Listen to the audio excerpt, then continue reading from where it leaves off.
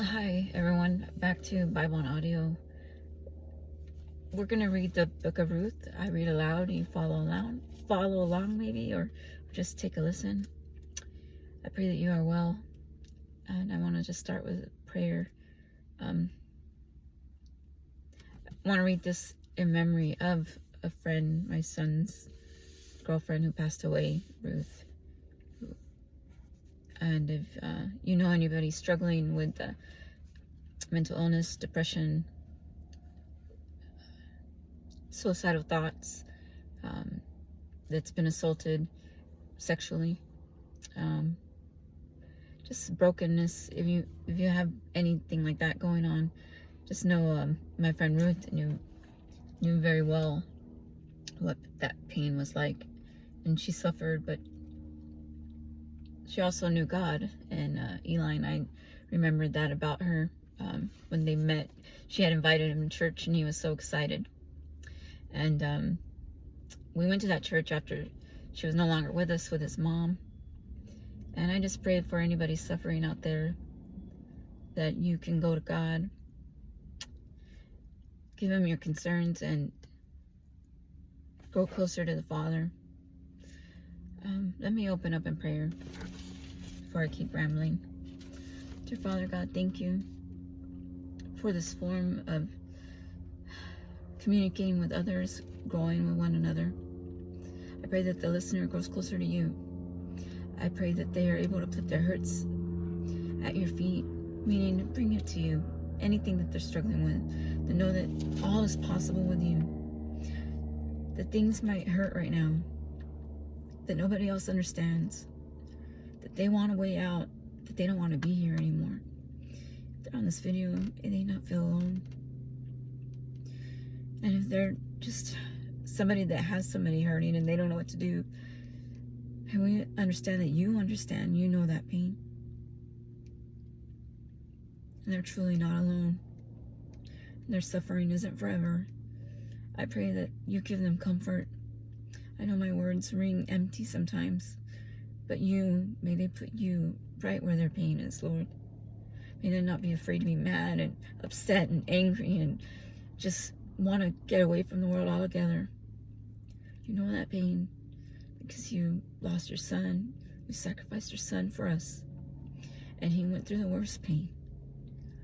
You know that isolation, and you can give us comfort.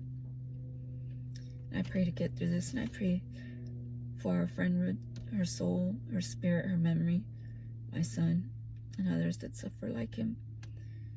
It is in your name I pray for peace and healing. Amen. Ruth. Let me just say why Ruth, this book, why I love it first. It's because somebody out of love follows somebody else, and she followed this somebody else, her mother-in-law, and that meant worshiping her God, which is God of Israel. But it also meant that she left everything behind. She didn't look back, and she went out of love for her mother-in-law. I think that's a loyalty that only a few of us get to experience. So here we go. Elimelech's family goes to Moab. Now it came to pass in the days when the judges ruled that there was famine in the land, and a certain man of Bethlehem, Judah, went to dwell in the country of Moab, he and his wife and his 2 sons. The name of the man was Elimelech. The name of his wife was Naomi, and the name of his 2 sons were Mahlon and Chilion. Ephraimites, I'm saying that wrong, of Bethlehem, Judah, and they went to the country of Moab and remained there. Then Elimelech, Naomi's husband, he died due to the famine. Elimelech, and she was left alone, and her 2 sons. Now they took wives of the women of Moab. The name of the one was Orpah, and the name of the other was Ruth, and they dwelt there about 10 years. Then both Mahlon and Chilion also died. Those were her 2 sons. So the woman survived her 2 sons and her husband. She's left with her 2 daughters-in-law. Naomi returns with Ruth. Then she arose with her daughters-in-law, that she might return from the country of Moab, for she had heard in the country of Moab that the Lord had visited his people by giving them bread. Therefore she went out from the place where she was, and her 2 daughters-in-law were with her, and they went on the way to return to the land of Judah. And Naomi said to her daughters-in-law, Go return each to her mother's house. The Lord deal kindly with you, as you have dealt with the dead, and with me. The Lord grant that you may find rest each in the house of her husband. So Naomi is alone. Her sons have passed away, her husband has passed away, and this is after a famine in the land. Remember, when the Israelites go to Egypt, and then they had to sell everything, even themselves, because of the famine. So imagine being in this famine, and you're Naomi, and you're looking at these 2 daughter-in-laws like, I have nothing for you. We're here trying to get bread that's given out. And she's telling them that she understands and that they may go, that they have our blessing to leave her so that they can go remarry and have a chance at surviving. Where was I at? 8. And Naomi said to her 2 daughters-in-law, Go return each to your mother's house. The Lord deal kindly with you, as you have dealt with the dead and with me. The Lord grant that you may find rest in each of the house of her husband, a new husband. So she kissed them, and they lifted up their voices and wept. And they said to her, Surely we will return with you to your people. But Naomi said, Turn back, my daughters. Why will you go with me? Are there still sons in my womb, that they may be your husbands? Turn back, my daughters. Go, for I am too old. I have a husband. I am too old to have a husband. If I should say I have hope, if I should have a husband tonight and should also bear sons, would you wait for them till they were grown? Would you restrain yourselves from having husbands? No, my daughters, for it grieves me very much for your sakes that the hand of the Lord has gone out against me. Then they lifted up their voices and wept again, and Orpah kissed her mother-in-law, but Ruth clung to her and she said, Look, your sister-in-law has gone back to her people and to her gods. Return after your sister-in-law. But Ruth said,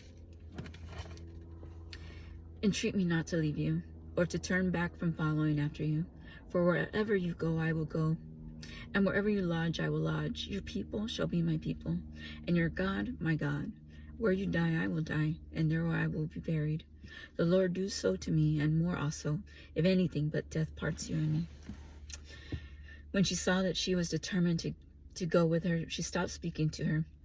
Now the 2 of them went until they came to Bethlehem, and it happened, when they had come to Bethlehem, that all the city was excited because of them. And the women said, Is this Naomi? But she said to them, Do not call me Naomi, call me Mara, for the Almighty has dealt very bitterly with me.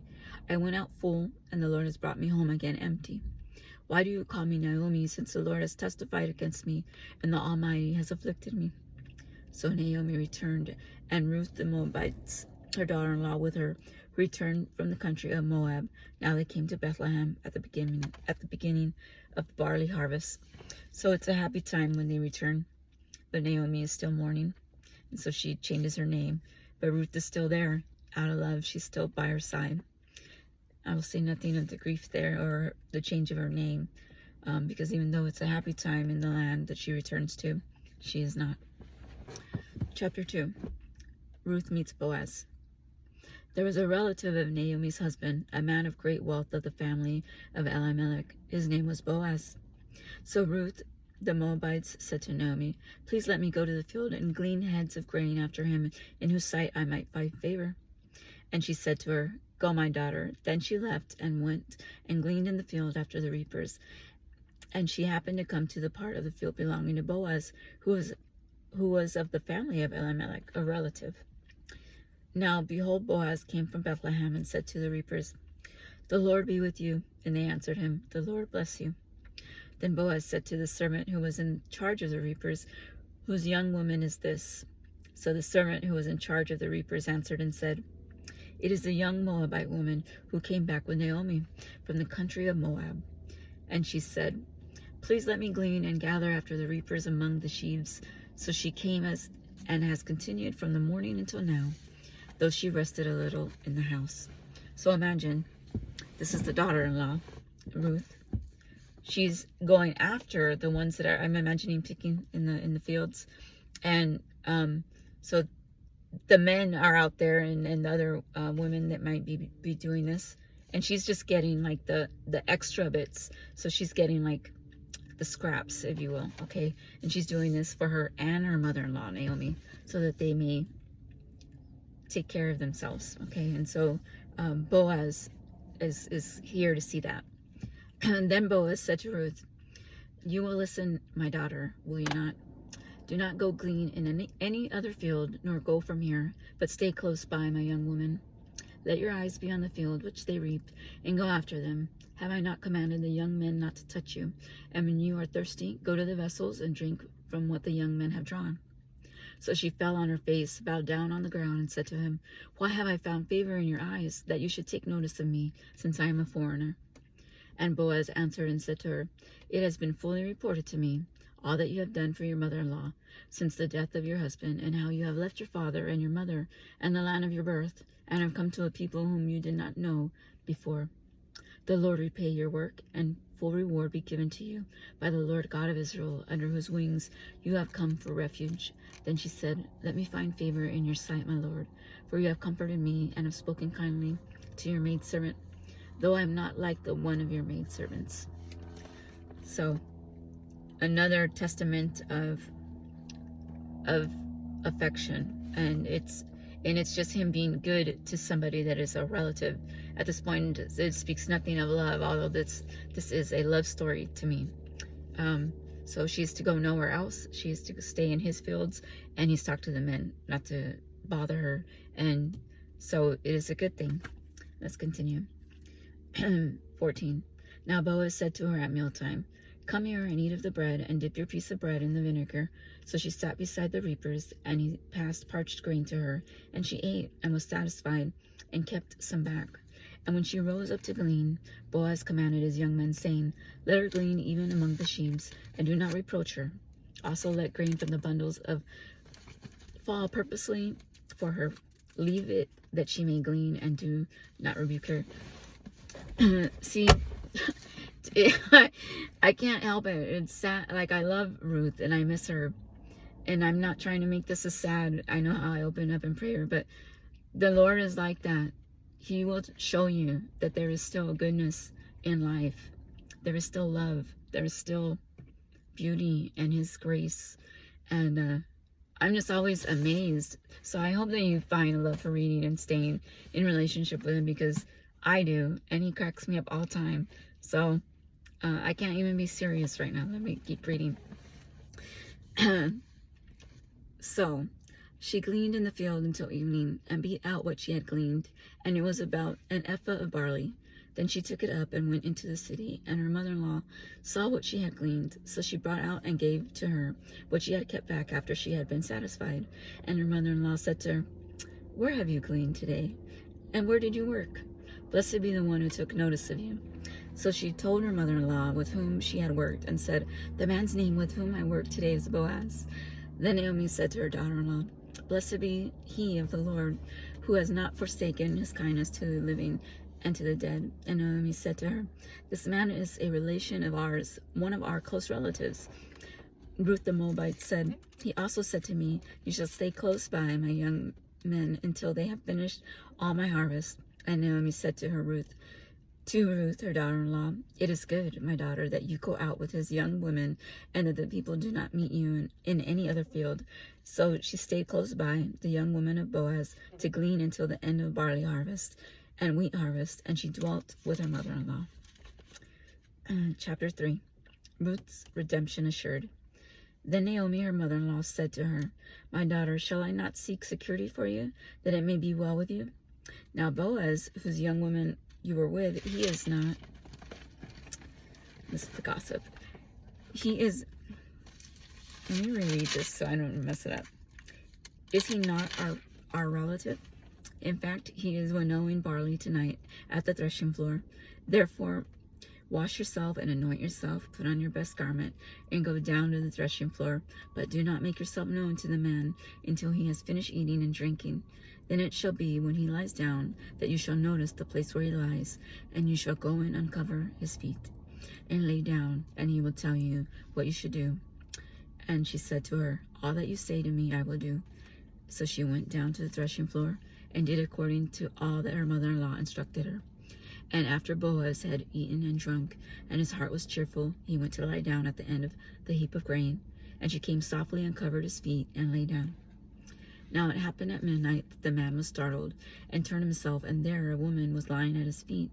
And he said, "Who are you?" So she answered, "I am Ruth, your maidservant. Take your maidservant under your wing, for you are a close relative."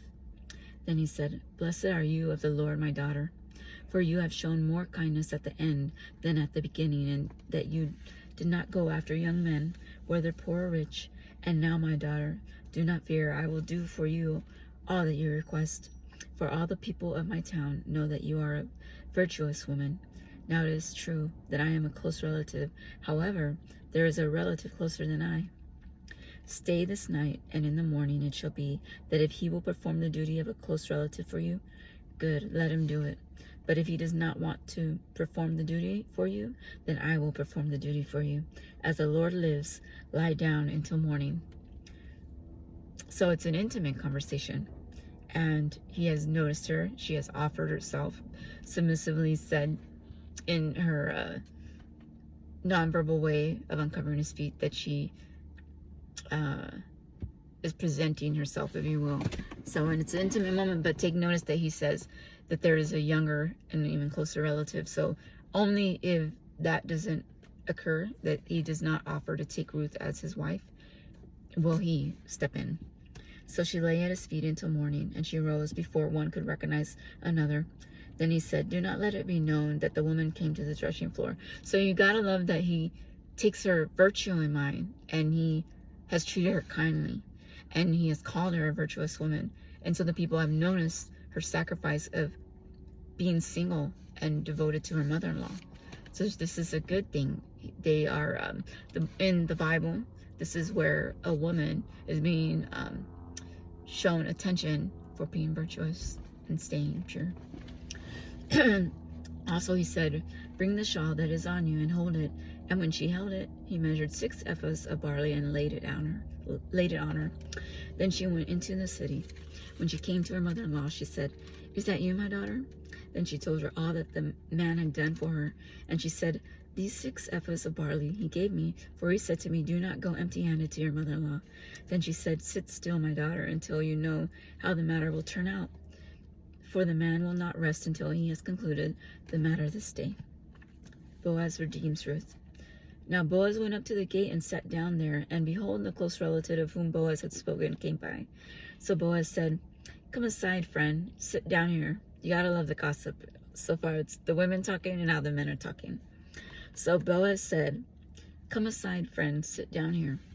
So he came aside and sat down, and he took 10 men of the elders of the city and said, "Sit down here." So they sat down.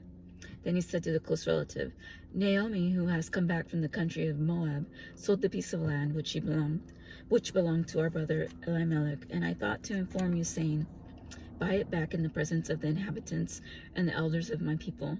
If you will redeem it. But if you will not redeem it, then tell me, then I may know, for there is no one but you to redeem it, and I am next after you." So he's being fair, generous, in fact. And he said, "I will redeem it." Then Boaz said, "On the day you buy the field from the hand of Naomi, you must also buy it from Ruth, the Moabitess, the wife of the dead, to perpetuate the name of the dead through his inheritance." And the close relative said, "I cannot redeem it for myself, lest I ruin my own inheritance. You redeem my right of redemption for yourself, for I cannot redeem it." So there is what he's waiting for. He will pass on this obligation, or however you may want to see it, opportunity. Now this was the custom in former times in Israel concerning redeeming and exchanging. To confirm anything, one man took off his sandal and gave it to the other, and this was a confirmation in Israel. Therefore the close relative said to Boaz, "Buy it for yourself." So he took off his sandal, and Boaz said to the elders and all the people, "You are the witnesses this day that I have bought all that was Elimelech's, and all with his Chilions and Melons, his sons, from the hand of Naomi. Moreover, Ruth the Moabitess, the widow of Mahlon, I have acquired as my wife, to perpetuate the name of the dead through his inheritance, that the name of the dead may not be cut off from among his brethren, and from his position at the gate you are witness to this day. Isn't that the memory, to honor one's memory in such an act like that, and bringing them up in what we're doing together, reading. That's how our loved ones live on. I just want to point that out. And all the people who were at the gate and the elders said, we are witnesses. The Lord make the woman who is coming to your house like Rachel and Leah, the two who built the house of Israel. And may you prosper in Ephrathah and be famous in Bethlehem. May your house be like the house of Perez, whom Tamar bore to Judah, because of the offspring which the Lord will give you from this young woman, descendants of Boaz and Ruth. So Boaz took Ruth. She became his wife, and when he went into her, the Lord gave her conception, and she bore a son. Then the woman said to Naomi, blessed be the Lord, who has not left you this day without a close relative. Excuse me, in case my son stops by. Without a close relative, and may his name be famous in Israel, and may he be to you a restorer of life and a nourisher of your old age. For your daughter-in-law, who loves you, who is better than you, the 7 sons, has borne him. Then Naomi took the child and laid him on her bosom, and became a nurse to him. Also the neighbor woman gave him a name, saying, there is a son born to Naomi, and they called his name Obed. He is the father of Jesse, the father of David. Now this is the genealogy of Perez. Perez begot Hezron. Hezron begot Ram. And Ram begot Amminadab. Amminadab begot Nahshon. And Nahshon begot Salmon. And Salmon begot Boaz. And Boaz begot Obed. Obed begot Jesse. And Jesse begot David. May your heart feel lighter as we went through that, what I would call their wedding, and the memory of my friend. And I pray for you that you are well. God bless you. Take care. Bye.